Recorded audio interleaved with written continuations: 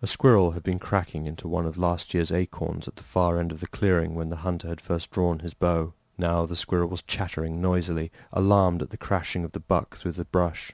A jay sitting in a tree also took up the cry and began to squawk. The hunter leaned back against the fallen tree and waited for the alarm to die down. He thought how he must leave this wild country soon, and that he would miss it. This was the great deep of the forest, and it was very old.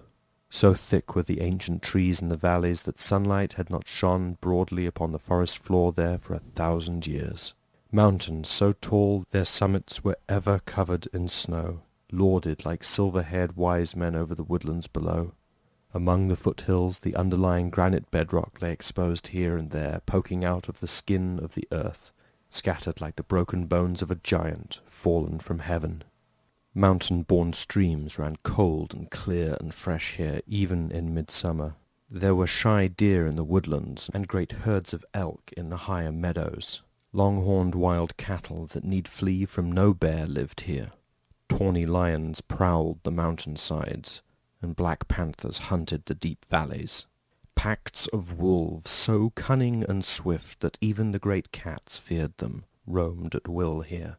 The wild country was both dangerous and beautiful, and the hunter loved it dearly. After a time the squirrel and the bird ended their alarm cries, and the sounds of the surrounding forest subsided into whispered gossip. The hunter rose and made his way to the buck.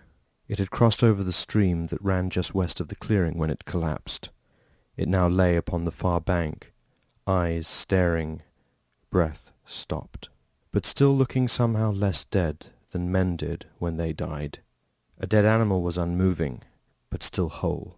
A man looked shrunken, deflated somehow, if ever so slightly, in death. His father said that was because more left a man's body when he died than did an animal's. The hunter looked skyward. "Thank you, Lord God, maker of all, for this gift of meat to sustain me, skins to clothe me, bones for my tools, and sinews for my bowstring, that I might hunt again." The hunter dragged the deer back into the clearing. He would keep an eye on the trail while he cleaned the deer in case whatever the buck had scented coming this way could prove a danger to him as well. He drew his flint knife and got to work removing the deer's organs. He had to work quickly so that the blood would drain and the meat would cool. Left in the animal too long, the organs would spoil and give the meat a rancid taste. Pinching a bit of skin by the pelvis with his left hand, he inserted the tip of his knife and made a long cut up the belly, cutting through the skin and abdominal muscles. He kept his forefinger along the back of the blade so that the point would not drag through the deer's organs, thereby spilling their contents and tainting the meat. Next he cut across the throat, severing the windpipe and esophagus, and then reached inside the chest to cut the diaphragm loose. He then tilted the carcass on its side to spill out the organs. A quick shake, and they fell free from their thin connections to the inside of the body cavity.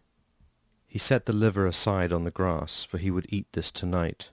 His father called the liver the hunter's portion, and it was a tradition in their hunts that they would make a meal of the liver before returning home. As he had been taught, the hunter threw the heart as far downwind as he could.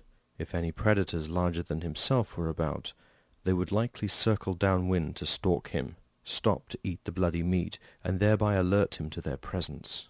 The hunter took a handful of clean grass and began to wipe the blood from the inside of the carcass.